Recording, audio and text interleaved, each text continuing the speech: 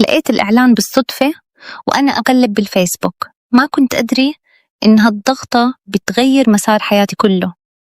كنت قبلها بنت هادية بحالي، ما لي علاقة بأحد، كل همي أخلص يومي وأرجع البيت. أنا بنت وحيدة أعيش مع أمي بس. أبوي الله يرحمه توفى من 4 سنين، ومن وقته حياتنا صارت محسوبة بالحبة. معاشه هو مصدرنا الوحيد، وشقتنا إيجار، وكل شهر نحسبها قبل لا توصل نهايته. الأسعار ترتفع والطلبات ما تخلص، وأنا كنت بآخر سنة بكلية التجارة أعد الأيام علشان أتخرج وألقالي شغل يوقفني على رجولي. كنت دايم أقول لأمي بس أخلص السنة بدور شغل محاسبة، أبي شي يخص تخصصي. ترد علي بهدوئها المعتاد: الله يرزقك يا بنتي، أهم شي الستر. تخرجت وبدأت رحلة التقديم، شركات كثيرة، مقابلات أكثر، وكل مرة نفس الجملة: إحنا نحتاج حديث تخرج. بس الراتب، وأسمع رقم يخليك تحس إن تعبك كله ما له قيمة. غير إنه أغلب الأماكن بعيدة، 2 مواصلات رايح و2 راجع، وأنا ما كنت أحب أتحرك إلا وأنا مطمئنة. أي خطوة أسويها أرجع أحكي لأمي، ما عندي غيرها وهي دايم ميزاني. لين يوم شفت الإعلان الغريب: مطلوب سكرتيرة حسنة المظهر، الراتب 6000 جنيه. وقفت عند الرقم 6000، قلبي دق بسرعة، وقلت بيني وبين نفسي: حتى لو سكرتيرة الراتب هذا يغير أشياء وايد. مسكت التليفون، خزنت الرقم، وترددت شوي قبل لا أتصل. بعدين قلت: خل أجرب شنو اللي بخسره. رن التليفون ورد صوت رجل: ألو. قلت بتوتر: لو سمحت، أنا شفت إعلان سكرتيرة. قال بكل بساطة: إيه نعم، كم عمرك؟ 21. سكت ثانيتين، بعدين قال: تمام، عندك مقابلة باكر. عطاني العنوان، وأنا أول ما سمعته حسيت براحة. قريب وايد من بيتنا، ربع ساعة مشي بالكثير. سكرت المكالمة وأنا مبتسمة بدون ما أحس. دخلت على أمي المطبخ وقلت: يما. كلمتهم، رفعت راسها وقالت: وبعدين؟ قالوا مقابلة بازر والمكان قريب. ابتسمت ابتسامة خفيفة وقالت: روحي وشوفي، والله يكتب لك اللي فيه الخير. ليلها ما نمت زين، أفكر وأحسب وأتخيل، يمكن تكون فرصة ويمكن شي ثاني. ثاني يوم لبست لبس بسيط، لا مبالغ ولا عادي زيادة، وطلعت. وصلت العنوان بالضبط، لكن أول ما وقفت حسيت بشي مو مريح. عماير وايد، نفس الشكل، نفس اللون، وما في ولا لوحة باسم الشركة اللي قالها لي. لفيت حول نفسي، دورت يمين ويسار، ما لقيت شي. طلعت التليفون واتصلت عليه، وأنا داخلي سؤال واحد بس يدق براسي: ليش شركة بهالراتب ما يكون لها اسم واضح؟ والخط كان يرن. قال لي بصوت هادي: أنت وين بالضبط؟ قلت له وأنا أحاول أكون دقيقة: واقفة قدام عمارة لونها بيج جنب سوبر ماركت صغير. رد بسرعة: إيه أنت كذا قدامها، ادخلي واطلعي الدور الرابع. قفلت المكالمة وأنا أحاول أطرد الإحساس الغريب اللي دخل صدري. دخلت العمارة، السلم ضيق وصوته عالي مع كل خطوة. وصلت الدور الرابع، كان عبارة عن شقة واحدة بس، الباب مفتوح والنور شغال، بس المكان ساكت بشكل مو مريح. وقفت لحظة، وبعدين دقيت الجرس، طلع صوت من داخل الشقة: اتفضلي. دخلت بحذر وطلع لي شاب من جوا، شكله بحدود 30، لابس قميص مرتب وساعته ملفتة. ابتسم ابتسامة سريعة أو قال: تعالي اتفضلي. دخلنا غرفة مكتب كبير، كرسيين وملفات مترتبة على الرفوف. حسيت نفسي أهدى شوي. طلع ورقة وقلم قلم وقال اكتبي بياناتك هنا. قعدت أكتب وهو طلع من الغرفة. بعدها بثواني سمعت صوت باب الشقة يتسكر. الصوت كان واضح قوي.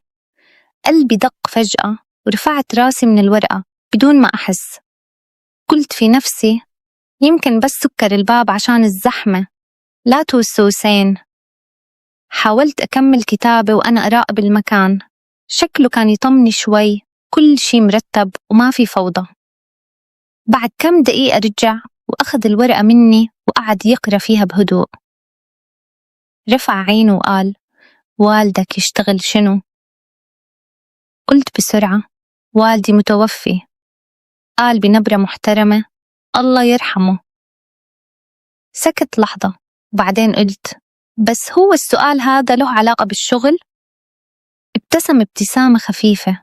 لا بس حبيت أعرف، حسيت إنه في مكان فاضي في حياتك. ما فهمت قصده بس قلت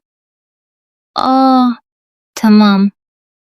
كمل يقرأ وقال اشتغلت قبل؟ لا ولا حتى وقت الدراسة.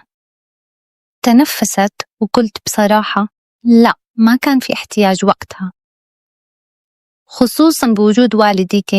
بس بعد ما الدنيا صارت زبطة اضطريت أدور شغل. هز راسه وقال أنت البنت الوحيدة؟ إيه. ما عندك إخوان؟ لا. سكت ثواني وبعدين قال إحنا نحتاج سكرتيرة. رفعت راسي وركزت معه. إحنا شركة تسويق عقاري، أبوي هو اللي أسسها وكان يدير كل شيء، بس الفترة الأخيرة تعب وما عاد يقدر ينزل ويتابع، فسلمني الإدارة. قالها وكأنه يبرر شيء أكثر من كونه يشرح. قلت طيب، وسكت شوي وبعدين تذكرت أهم نقطة، والراتب؟ رفع عينه لي وقال بهدوء مثل ما كان مكتوب بالإعلان. قلت وأنا أبي أتأكد، يعني 6,000؟ ابتسم. إيه 6,000. في اللحظة هذه حسيت إن عقلي يقول شي وقلبي يقول شي ثاني. قلت له خلاص تمام.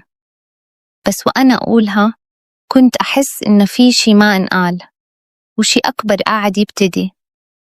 قعد يبص لي شوية وبعدين قال بنبرة حاسمة عموما أنت مناسبة بالنسبة لي.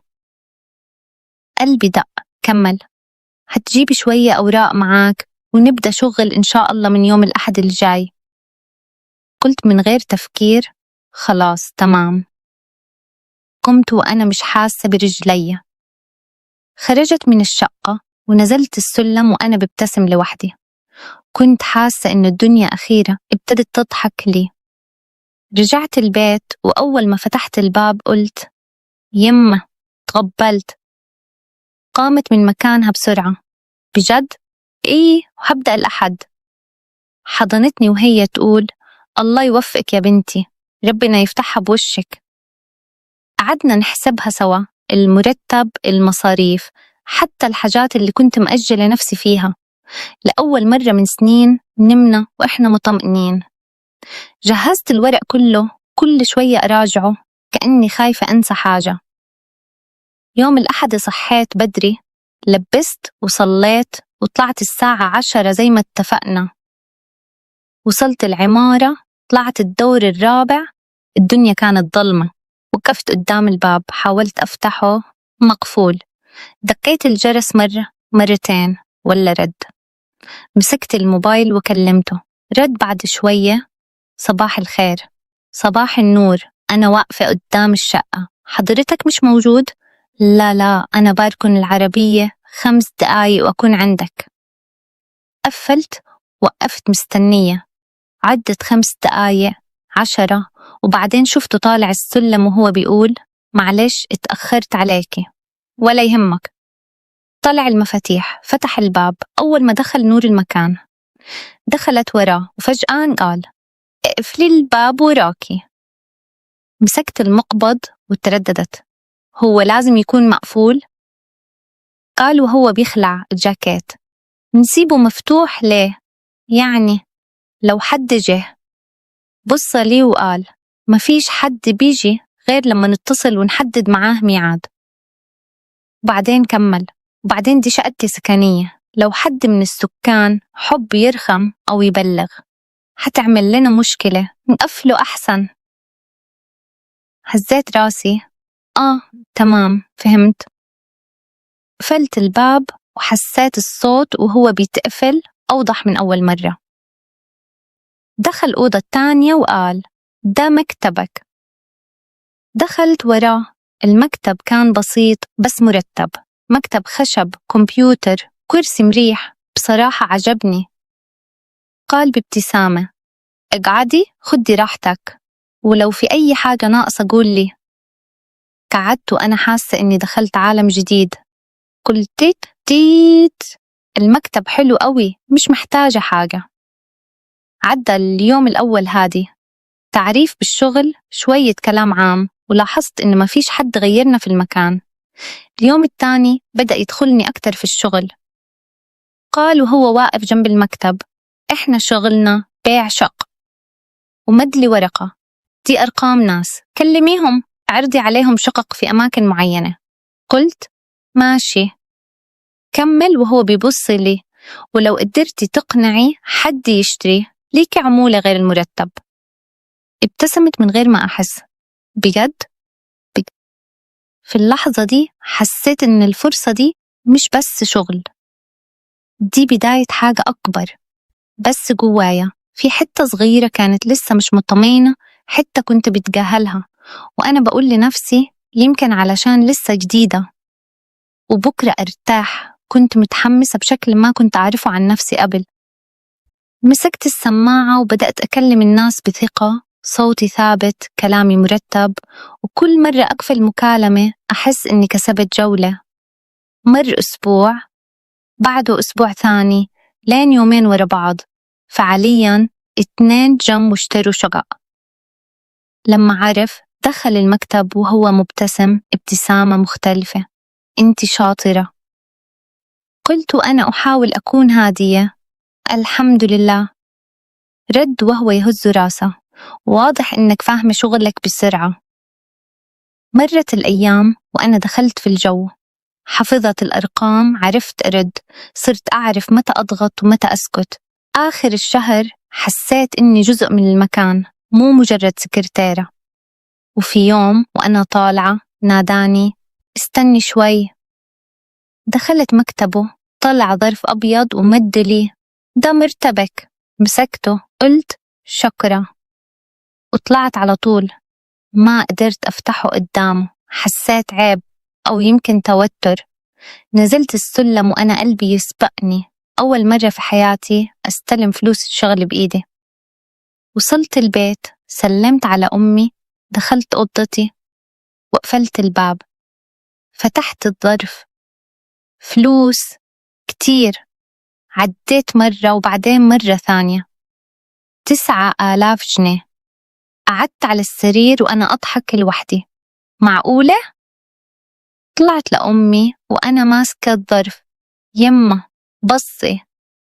مسكته وعدت. ما شاء الله ربنا يبارك لك. قررت ساعتها إني أحوشهم.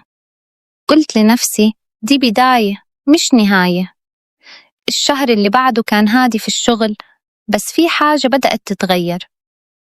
كنت وأنا قاعدة في المكتب أسمع صوته عالي فجأة، زعيق، عصبية، كلمات متقطعة. ما كنت أعرف يكلم مين. كنت أتردد أسأل، بس بعد مرة مرتين قلت ما ينفع. بعد ما قفل المكالمة دخلت مكتبه. هو حضرتك متضايق؟ ده شغل ولا حاجة شخصية؟ بص لي شوية وسكت وبعدين قال لا حاجة شخصية.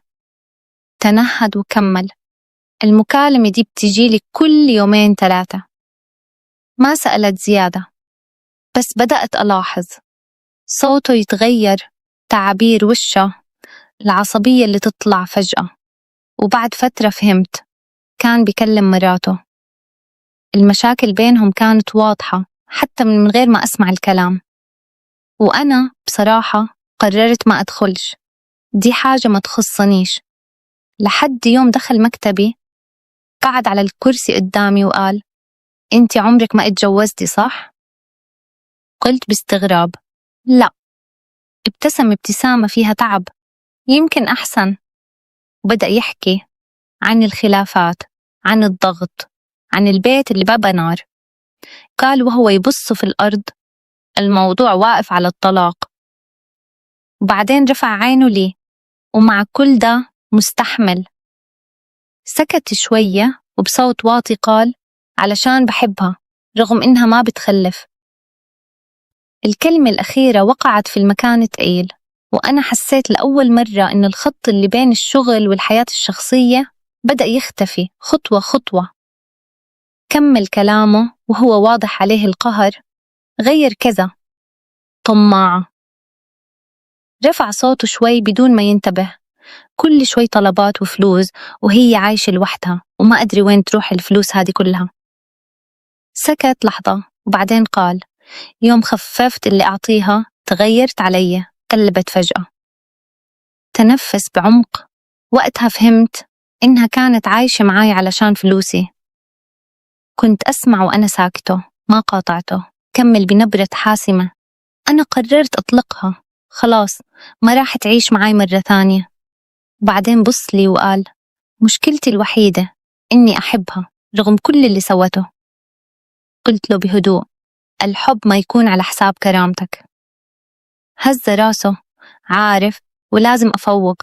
أي شخص يستنزفني أو يعيش معاي لمصلحة لازم أبعده مهما كان مين. حاولت أهون عليه شوي: القرار صعب بس واضح إنك فكرت فيه كويس. الأسبوع اللي بعده دخل المكتب وقال لي بهدوء: طلقتها. ما قلت شي، بس من اليوم اللي بعده حسيت التغيير. صار ساكت أكتر، ما يطلع، ما يضحك، حتى صوته وهو يكلم العملاء تغير. كان واضح إنه دخل في حالة صعبة. كنت أراقبه يوم ورا يوم وحالته تسوء. وقتها حسيت إني ما أقدر أطنش. دخلت مكتبه وقلت: أنت مو لحالك. رفع عينه لي وما رد. قلت: ربنا يعوضك بأحسن منها، أنت تستاهل الخير. قعدت تحكي معاه، اسمع أكثر ما أتكلم، لين شفت ملامحه تهدى شوي شوي. كنت أعرف إنه يحب الشاي ودائما يقوم يسويه بنفسه. قمت أنا سويت له كوب شاي وحطيته على مكتبه. رفع راسه، بص لي وابتسم: تسلم إيدك. فرحت من قلبي، حسيت إني قدرت أغير شي حتى لو بسيط. قلت له بنبرة خفيفة: لو كوب الشاي هذا بخليك مبسوط أسويه لك كل يوم. ضحك: ما قصرتي. طلعت ذاك اليوم وأنا مرتاحة، ومن بعدها علاقتنا تغيرت. ما صرت أجلس طول الوقت في مكتبي، أغلب وقتي صار عنده. نحكي، نضحك، نمزح. الأجواء صارت أخفف، أقرب. أخذنا على بعض بدون ما نحس. صار في ود، ارتياح، كلام أكثر من الشغل. وفي يوم كنت قاعدة في مكتبه أكتب ملاحظات على ترابيزة صغيرة قدامه، وهو كان جالس ورا مكتبه. فجأة حسيت بحركة. قام من مكانه بهدوء ووقف وراي. ما تكلم، بس كان واقف يتفرج علي وأنا أكتب. الإحساس وقتها كان غريب، ولا أنا عرفت أكمل الكتابة ولا قدرت ألتفت. فجأة حسيت بيده تنحط على كتفي. اللمسة كانت خفيفة بس جسمي كله تجمد. لساني انعقد وما قدرت أنطق ولا كلمة. سمعته يقول وهو يضحك: خطك حلو وايد. ما رديت. قال وهو يستغرب: ها شفيك؟ أكلمك. بلعت ريقي وقلت بصوت واطي: الله يخليك. شال يده بسرعة ورجع قعد مكانه. بس أنا كنت أرتجف، خدودي سخنوا وقلبي يدق بسرعة مو طبيعية. لاحظ وقال: مالك تغير لونك؟ شفيك فجأة؟ ترددت بس قررت أكون صريحة: على فكرة أنا عمري ما حد لمسني قبل كذا. سكت لحظة وبعدين قال بهدوء: زعلتي؟ لا، بس إحساس أول مرة غريب علي. هز راسه وقال: ما أبي الإحساس هذا يضايقك. قلت بدون ما أفهم قصده: يعني؟ ابتسم ابتسامة خفيفة وقال: إذا كان أول مرة علشان كذا حزيتي، نخليها مو أول مرة. وضاف بنبرة أخف: علشان ما تتوترين كذا. ضحكنا بعدها ضحكة كسرت الجو. اليوم خلص ورجعت البيت، بس عقلي ما رجع معي. كنت أحاول أنام وأرجع أتذكر اللمسة، الكلمة، النظرة. شي علق داخلي مهما حاولت أتجاهله. مع الأيام صار يقرب أكثر، مرة يدو على كتفي، مرة يقف جنبي عند الشباك، مرة يقرب وهو يشرح شغلة، وأنا ولا كلمة. مو لأني موافقة تماما ولا لأني رافضة. كنت خايفة أقول لا يقلب علي.